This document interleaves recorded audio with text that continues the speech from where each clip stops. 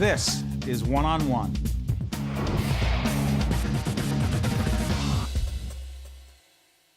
Hunger is not always easy to see. Look closer. It's here. One of these children will eat tonight at a soup kitchen. Two of these commuters are struggling to afford food. Hunger is here. Thankfully, so are you. It's a great PSA. It's a great organization. Here's the leader, Margarette Purvis, who is the president and CEO, the Food Bank for New York City. How you doing? I'm doing good. I'm here with you. Well, let me tell you something. We're better because you're here and doing important work. Thank you very much. Set the food bank in context. How many people do you serve, and why is the need so great? Food Bank for New York City serves 1.5 million New Yorkers. We do that through partnerships with soup kitchens, food pantries, shelters, every kind of charity that's in the business of feeding hungry people. We get them the food from our 90,000 square foot food distribution center in Hunts Point. We deliver it all to them, have about up to 20 tractor trailers on the road every single day. But more than that, we are also inside of 200 schools providing nutrition education to about 45,000 children. What does nutrition education mean? Well, you know what? One thing people don't often think about is the fact that poverty robs the diet.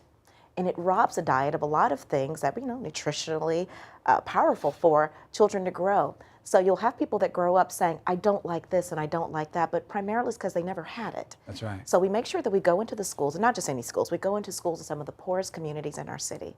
And we work with teachers. We have more than 1,000 teachers and a couple thousand classrooms.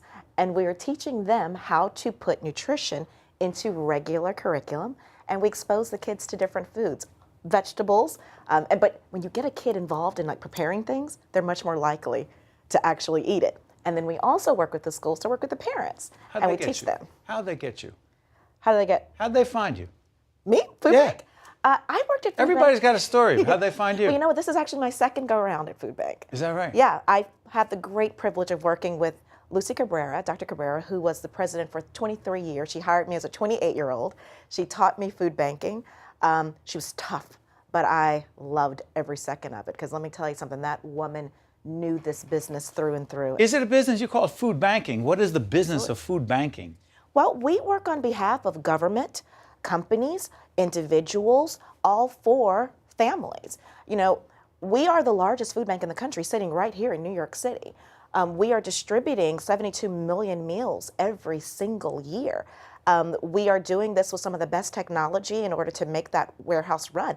400,000 meals come out of our warehouse every day. 400,000 every day, every single day.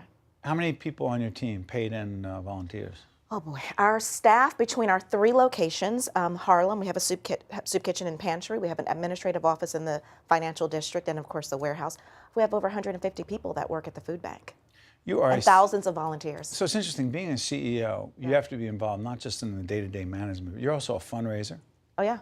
You are the person who is the brand. You are out there, you're doing marketing, the whole bit, right? Yes, all the time. But I love it. What do you love about this? I mean, it's such a challenging job. As Yes. hard as you work, as effective as you are, you know there are people, particularly kids, you're not getting to, right? Yeah. A lot of frustration. What do you love about It's a lot of frustration, but you know what? At the end of the day, getting to do something that you absolutely believe in and that you get to see every day that it is so needed. It's easy to do. Well, not easy, but you get what I'm saying. I mean, from my perspective, I get to see people at their best. There is no other issue where, regardless of your faith, your background, we all agree. People should not go hungry. My members are synagogues. My members are Church of God in Christ. My members are Muslim. It's everyone. And I get to meet all of them. They all just know me as Margaret. And it's really awesome. You know, it's so fascinating. We're connected because our production operation is based in New Jersey, and we're partners with WNET here in New York. So we know the Community Food Bank of New Jersey. Yes. And Kathleen DeChara, who you may know, Kathleen started the food bank in 1975 out of her shop, out of her station wagon. Yeah. She tells that story, and my point is, everyone has a story, and her personal passion came from her experience taking food around that station wagon. You have your own personal story. Where'd you grow up? I grew up in Mississippi. What'd you see there connected to food? Well, I primarily saw a grandmother who was, missionary Baptist, and she took that word seriously. She believed that faith is not something that you just say because you go to church. She would always say you are as likely to be a Christian because you stand in church as you are to be a Cadillac because you stand in a garage. It's not the same. You actually have to do things to be considered a good person. And I would watch her pretty much give it all away. Give it away. Yeah, because she knew hunger, and she said she made a pact with God that if he just got her and her family out of a really tough time, that she would dedicate her life to helping others. I also watched my grandfather on the other side saying, "Lady, we barely got out of the poorhouse. You're sending us right back." So, and this was before a food bank. So the ladies and men who I get to work with and help every single day, it's very much what I grew up seeing. I mean, I worked in our own little soup kitchen. We dyed 3,000 eggs every Easter. I thought everybody did that. You're talking about in Mississippi? Yes. Yes. She had an army of one, Then my mom is like you. She is a news anchor. She's an Emmy Award-winning anchor. I'm very proud of her. That is great. But she they taught must be me proud telling of you. the story. She taught you about telling a story. Yeah, because at the end of the day, my granny was all about work, work, work, and don't even Right. look up work. My mom is all about know the story, what's behind it. And that really is the combination of what I get to do today. Wow. And you learn that kind of early when you hear it all the time. Speaking of stories, Mario Batali. What's the connection?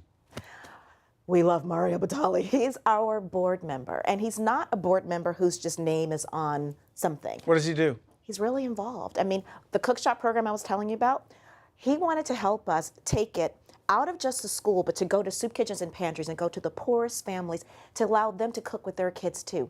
He wrote every single one of those recipes himself. He did? He did. He was the first person to do our food stamp challenge for us to get more people to understand what it means to live on a limited budget.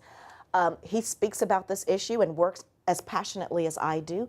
He has attracted so many celebrities and high net worth individuals who never would have thought about a food bank as being sexy. He made it sexy. He really did. It's interesting how you have to create those relationships with people like that and also deal with folks whose names no one knows and everyone in between. That is the job. I mean, I was talking to my staff the other day. I said, we navigate relationships that, people just they never happen. I mean, the relationship and line between the mom at a soup kitchen, the mom at a pantry, and the mom who writes the check. I mean, part of my job is to really help them see their sameness. For the donor to understand at the end of the day, this woman loves her children as much as you love yours. She just can't express it in things that require cash, but it's the same love.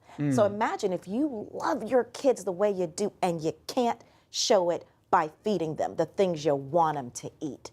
That really is our challenge, and that's what the job is to make sure that through all the myths, and myths happen for good reasons, because if you don't know people, you don't know them intimately, and life takes you farther and farther away, guess what? You can believe lots of things about people because you don't know them. We're glad we know you, Margaret Purvis. Oh, Keep up the good work. Thank you so very much for much. that. One-on-One with Steve Adubato has been a production of the Caucus Educational Corporation, celebrating 25 years of broadcast excellence in partnership with St. Joseph's Healthcare System. Funding has been provided by Hackensack University Health Network, NJ Best, New Jersey's 529 College Savings Plan, TD Bank, Horizon Blue Cross Blue Shield of New Jersey, New Jersey Manufacturers Insurance Group, Cone Resnick, and by PSE&G. Transportation provided by Airbrook Limousine, serving the metropolitan New York, New Jersey area. One-on-One with Steve Adubato has been made possible in part by Celgene.